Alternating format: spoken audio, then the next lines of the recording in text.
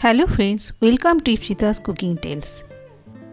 উৎসবের মরশুমে দুর্গাপুজো, লক্ষ্মী পুজো এবং কালী পুজো পার করে সামনেই চলে এসছে ছট পুজো। আর ছট পুজোর কথা বললে আমাদের প্রথমেই যেটা মনে পড়ে সেটা হলো ঠেকুয়া। তাই আজ আমরা শিখে নেব ক্রিস্পি ঠেকুয়া বা খাস্তা ঠেকুয়া। এই রেসিপিতে আমি আলাদা করে উপকরণ বলছি না, যেভাবে আমি রেসিপি বানাতে থাকবো বা ঠেকুয়া বানাতে থাকবো সেইভাবে উপকরণ সামনে আসবে। প্রথমেই আমি নিয়ে নিচ্ছি নারকেল আমি এখানে অর্ধেক নিয়েছি, অর্থাৎ একটা নারকেলের হাফ নিয়েছি এবং সেটাকে কুড়িয়ে নিয়েছি। নারকেলের মধ্যে দিয়ে দেবো 1 বাটি চিনি এবং চিনিটাকে আমি ডাস্ট করে নিয়েছি, প্রয়োজনে গোটা চিনিও দেওয়া যেতে পারে। চিনি এবং নারকেলটা হাত দিয়ে ভালো করে মেখে নেব বেশ কিছু সময় ধরে, যাতে চিনির সাথে ভালো করে নারকেলটা মিশে যায়। নারকেলের সাথে চিনি মেশানোর এই কাজটা আমি সম্পূর্ণ হাত দিয়ে করব, কারণ এটা অন্য কিছু দিয়ে করা সম্ভব না বা করা যায় না বা করা হয় না। তাই জন্য আমি এটাকে হাত দিয়েই ভালো করে মিশিয়ে নিচ্ছি। আমি এখানে 1/4 কাপ সুজি দুধে ভিজিয়ে রেখে দিচ্ছি। নিয়েছি কাজু এবং আমন্ড বাদাম কুচি করে নেওয়া। নিয়েছি ভাজার জন্য ঘি। এবারে একটি বড় পাত্রের মধ্যে নিয়ে নিলাম 1.5 কাপ আটা এবং 1.5 কাপ ময়দা। আটা ময়দা হাত দিয়ে ভালো করে মিশিয়ে নেব, যাতে সমানভাবে আটা ময়দা মিশে যায়। এরপরে এর মধ্যে দিয়ে দেব 3 টেবিল চামচ ঘি ময়াম হিসাবে। ঘিটা দিয়ে আমাদের ভালো করে ময়াম দিয়ে নিতে হবে এবং এটাকে হাত দিয়ে ভালো করে মেখে নিতে হবে। এমনভাবে মাখতে হবে যাতে আটা ময়দার মিশ্রণটা ভালো করে ময়াম হয়ে যায়। ময়ানটা দিয়ে মাখার সময় আমরা এমনভাবে মাখবো না, অর্থাৎ যেভাবে আটা ময়দা মাখি সেভাবে হাত দিয়ে চিপে মাখবো না। এটাকে একটু ঝুরঝুরেভাবে মাখবো, যাতে ময়দা আটার মিশ্রণটা একটু ঝরঝরে মতন থাকে। একটু সময় নিয়ে কাজটা করতে হবে। এবারে এই আটা ময়দার মধ্যে আমরা দিয়ে দেব 1 থেকে 1.5 চামচ মৌরি, দিয়ে দেব একটু এলাচের গুঁড়ো। তারপরে আবারও করে হাত দিয়ে আমরা ভালো করে এটাকে মেশাতে থাকব। যেহেতু এটা আমরা খাস্তা ঠেকুয়া বানাচ্ছি, সেই জন্য কোনো রকম জলের ইউজ এখানে আমরা করব না। ভালো করে মেশানো হয়ে গেলে এর মধ্যে আমরা দিয়ে দেব আমন্ড এবং কাজু বাদামের কুচিগুলো। ইচ্ছে হলে অন্যান্য ড্রাই ফ্রুটস বা কিশমিশও ব্যবহার করা যেতে পারে। 2 রকম বাদাম কুচি দিয়ে আমরা ভালো করে মেশানোর কাজটা করে নিলাম। এরপর আমাদের অন্যান্য উপকরণ মেশানোর পালা। এবারে যে সুজিটা আমরা দুধের মধ্যে ভিজিয়ে রেখেছিলাম সেটা আমরা আটা ময়দার এই মিশ্রণের মধ্যে দিয়ে দেব এবং আঙুলের সাহায্যে আমরা পুরো আটা ময়দার সাথে সুজিটাকে মেশাতে থাকব। কোনো রকমই হাত দিয়ে মুঠো করে চেপে এটাকে মাখবো না। চেষ্টা করতে হবে মিশ্রণটা যাতে ঝরঝরে থাকে। এবার চিনি এবং নারকেলের মিশ্রণটা আস্তে আস্তে অল্প অল্প করে মেশাতে থাকবো। একটু একটু করে মেশাবো এবং আঙুল দিয়ে এটাকে গোল গোল করে ঘুরিয়ে এটা ঝুরঝুরে একটা মিশ্রণ তৈরি করব। এই মেশানোর কাজটা একটু সময় নিয়ে করতে হবে, খুব বেশি তাড়াহুড়ো করা একেবারেই চলবে না। এইভাবে আস্তে আস্তে করে অল্প অল্প করে নারকেলটা দেব এবং হাত দিয়ে বা আঙুল দিয়ে এটাকে মেশাতে থাকবো। দেখুন একটা ঝুরঝুরে মিশ্রণ তৈরি হবে। খাস্তা ঠেকুয়া বানানোর জন্য আমাদের ঠিক এই ধরনের মিশ্রণই প্রয়োজন।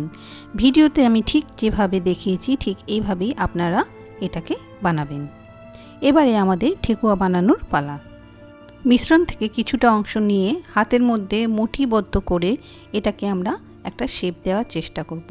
প্রথমে আমরা গোল ঠেকুয়া বানাবো, তার জন্য এটাকে আমরা হাত দিয়ে চেপে চেপে একটা গোলাকার মণ্ডতে তৈরি করব এবং সেটাকে 2 হাতের মধ্যে নিয়ে তালু দিয়ে চেপে চেপে গোলাকার শেপ দেওয়ার চেষ্টা করব।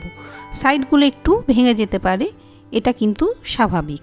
যেহেতু খাস্তা এবং ঝরঝরে এটার মিশ্রণটা, সেই জন্য নিটোল গোলাকার শেপ এটা পাবে না। এটা হাত দিয়ে একটু অ্যাডজাস্ট করে দিতে হবে এবং একটা ছুরি বা কাঁটা চামচের সাহায্যে এটার ডিজাইন করে দেব। যেভাবে গোলাকার ঠেকুয়াতে কাঁটা চামচ দিয়ে চারদিক দিয়ে চেপে দাগ করে দিচ্ছি এবং একটা সুন্দর ডিজাইন তৈরি করে দিচ্ছি। শুধু গোল নয়, একটু লম্বাটে আকারের ঠেকুয়াও আমরা দেখতে পাই। তার জন্য আমরা হাতের মধ্যে আবার কিছুটা মিশ্রণ নিয়ে এটাকে একটা লম্বাটে গোলাকার বা ওভাল শেপ দিয়ে হাত দিয়ে চ্যাপটা করে লম্বাটে ঠেকুয়া বানিয়ে নেব বা লম্বাটে গোলাকার ঠেকুয়া বানিয়ে নেব। এবং এটার পাতার ডিজাইন করার জন্য এটাকে ছুরি দিয়ে মাঝখানে একটা দাগ দিয়ে এবং সাইড দিয়ে দাগ কেটে এটার একটা পাতার ডিজাইন তৈরি করে দেব। এইভাবে পুরো মিশ্রণটা আমরা ঠেকুয়ার আকারে গড়ে নেব। ঠেকুয়াগুলি গড়ে গড়ে আমরা একটা থালার মধ্যে সাজিয়ে রেখে নেব। একবারে 4-5টি ঠেকুয়া গড়ে নিয়ে আমরা প্রথমে ভেজে নেব এবং পরবর্তীটা ভাজার আগে আবার ঠেকুয়াগুলোকে গড়ে নেব। একবারে আমরা গড়ে রাখবো না। কয়েকটা ঠেকুয়া বানানো হয়ে যাবার পরে আমরা একটা কড়াইয়ের মধ্যে ঘি গরম করে নিয়েছি। ঘি যেন প্রচণ্ড গরম না হয়, মোটামুটি গরম হলে খুব সাবধানে আমরা একটা একটা করে ঠেকুয়া ছেড়ে দেব এবং লো ফ্লেমে ঠেকুয়াগুলোকে আমরা ভাজতে থাকবো। এক একটা ঠেকুয়া ভাজতে 10 থেকে 12 মিনিট আমাদের সময় লেগেই যাবে। অর্থাৎ এক একবার যে আমরা যতগুলো ঠেকুয়া ছাড়ছি সেগুলোকে আমাদের ভাজতে এই সময়টা লেগে যাবে। একটা দিক মোটামুটি হালকা একটু বাদামি রং ধারণ করলে তখন আমরা ঠেকুয়াটাকে উল্টে নেব। এভাবে উল্টে পাল্টে আমরা ঠেকুয়াগুলোর যখন গাঢ় বাদামি রং ধারণ করবে তখন আমরা ঠেকুয়াগুলোকে গরম ঘি থেকে ঝাঁঝির সাহায্যে তুলে নেব। তোলার সময় আমাদের একটু ফ্লেম বাড়িয়ে নিতে হবে, কিন্তু আগে আমরা ফ্লেম বাড়াবো না, তাহলে বাইরেটা ভাজা হয়ে যাবে এবং ভেতরটা কাঁচা থেকে যাবে। দেখুন এক পিঠ আমাদের ভাজা হয়ে গেছে, আমরা উল্টে দিলাম। আস্তে আস্তে অপর পিঠে যখন রং ধারণ করে যাবে, অর্থাৎ ঠিক এই রকম ধারণ হয়ে যাবে রংটা, তখনই আমরা এটাকে তুলে নেব। এই খাস্তা ঠেকুয়া খেতে কিন্তু খুব সুন্দর হয়। একটা ব্যাচ ভেজে তোলা হয়ে গেলে আমরা আবার ঠেকুয়া কটা গড়ে নিয়ে আবার এইভাবে সমস্ত ঠেকুয়াগুলোকে ভেজে তুলব।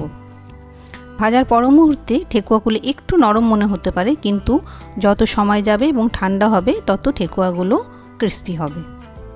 এই ধরনের খাস্তা ঠেকুয়া অনেক দিন বাড়িতে রাখা যায়, প্রায় 1 মাস মতন এটা আপনারা যে কোনো এয়ারটাইট কন্টেনারে স্টোর করে রাখতে পারেন।